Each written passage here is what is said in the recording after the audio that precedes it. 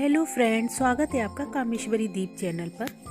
आज मैं आपसे बात करूंगी भगवान गणेश की सकट चौथ के बारे में और आपको इसकी कथा भी सुनाऊंगी। भगवान गणेश जी की जो सकट चौथ है, वैसे तो हर महीने में 2 बार गणेश चतुर्थी पड़ती है, लेकिन सकट चौथ ये खास और सबसे बड़ी चौथ मानी जाती है। इसको तिलकुट चौथ, सकट चौथ के अन्य नामों से जाना जाता है। माघ मास की इस चतुर्थी के दिन भगवान गणेश जी को गुड़ और तिल के बने लड्डुओं का भोग जरूर लगाया जाता है। इसकी पूजा कैसे करनी है?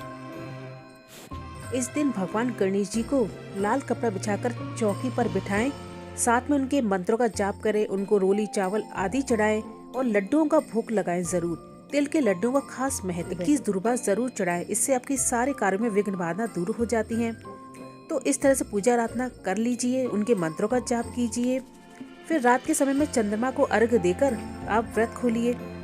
लेकिन आप अगर व्रत नहीं रखते हैं तो पूजा तो जरूर करें। इस दिन बहुत महत्व है भगवान गणेश जी की पूजा आराधना करने का। भगवान गणेश जी की सकट चौथ की कथा को जरूर पढ़ें।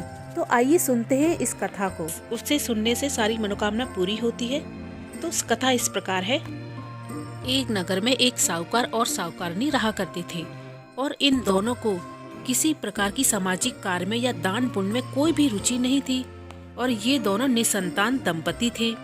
यही उनकी सबसे बड़ी चिंता थी। एक बार सकट चौथ के दिन उनकी पड़ोसन पूजा अर्चना कर रही थी। साहूकारनी ने पड़ोसन को पूजा करते देखा तो पूछने लगी कि आखिर तुम ये क्या कर रही हो? तब पड़ोसन ने कहा कि आज सकट चौथ है और मैं उनकी पूजा कर रही हूँ। फिर साहूकारनी ने पूछा कि सकट चौथ पर व्रत कैसे करते हैं, उसका क्या लाभ है? पड़ोसन ने कहा कि इस व्रत से धन, वैभव की दीर्घायु और संतान की प्राप्ति होती है। पड़ोसन की बात सुनकर साहूकारनी बोली कि अगर मेरी संतान हुई तो जरूर सकट चौथ का व्रत रखूंगी और 1.25 सेर तिलकुट करूंगी। अब साहूकारनी के मुख से निकले इन वचनों पर तो मानो देवी सरस्वती विराजमान थी, जो सच हुआ। भगवान गणेश ने साहूकारनी की मनोकामना को सुन लिया और वह गर्भवती हो गई। अब गर्भवती होने पर साहूकारनी बोली कि अगर मेरे पुत्र हुआ तो मैं 2.5 सेर तिलकुट करूंगी। इसके बाद उस साहूकारनी के पुत्र हुआ। अब साहूकारनी ने कहा कि मेरे पुत्र का विवाह भली भांति से हो जाए तो मैं 5 सेर तिलकुट करूंगी। इस पर भगवान गणेश ने यह मुराद भी सुनी और उसका पुत्र का विवाह बहुत अच्छे से हो गया। जो भी मुराद मांगी थी वह सब पूरी हो गई। अब उसने तिलकुट नहीं किया उसमें, तो इससे सकट अत्यधिक नाराज हो जाते हैं और उन्हें क्रोध दिखाना शुरू कर दिया।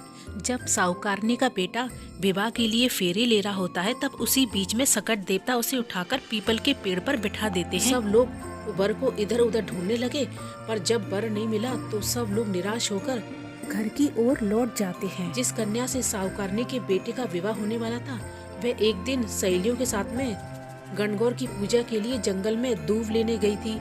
तब उसने देखा कि पीपल के पेड़ पर उसने आवाज सुनी, तो उसे जैसे अर्धव्याही उस कन्या ने जैसे ही सुना तो वह काफी डर गई और वहां से भागते हुए घर पहुंची।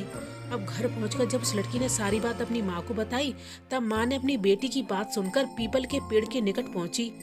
लड़की की माँ देखती है कि पीपल के पेड़ पर तो वह लड़का बैठा है जिससे उसकी बेटी का विवाह होने वाला था।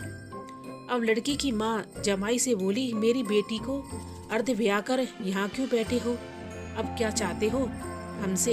इस पर साहूकारनी का पुत्र बोला कि मेरी माँ ने तिलकुट चौथ का बोल रखा था, लेकिन उन्होंने अभी तक दान नहीं किया है। माँ की वजह से सकट देवता काफी नाराज हुए हैं और उन्होंने मुझे यहाँ पीपल के पेड़ पर बैठा दिया है। अब यह बात सुनकर लड़की की माँ दौड़ी दौड़ी साहूकारनी के घर जाती है और उससे कहती है, क्या आपने सकट चौथ के बारे में कुछ बोल रखा था? तब वह साहूकारनी हाँ कह देती है। इस पर साहूकारनी बोली, हाँ मैंने 5 सेर तिलकुट बोल रखा था। एक बार फिर साहूकारनी ने कहा कि हे सकट चौथ महाराज, अगर मेरा बेटा सही सलामत घर वापस आ जाए तो मैं 5 सेर नहीं बल्कि 2.5 मन का तिलकुट करूंगी। अब की बार फिर भगवान गणेश ने उसे मौका दिया और उसके बेटे को सही सलामत घर पर भेज दिया। अब बेटे के घर लौटने के बाद उसका विवाह बहुत धूमधाम से रचाया गया। अब जब साहूकारनी के बेटे और बहू दोनों घर आ जाते हैं, तब साहूकारनी ने जो बोला था उसका दान किया।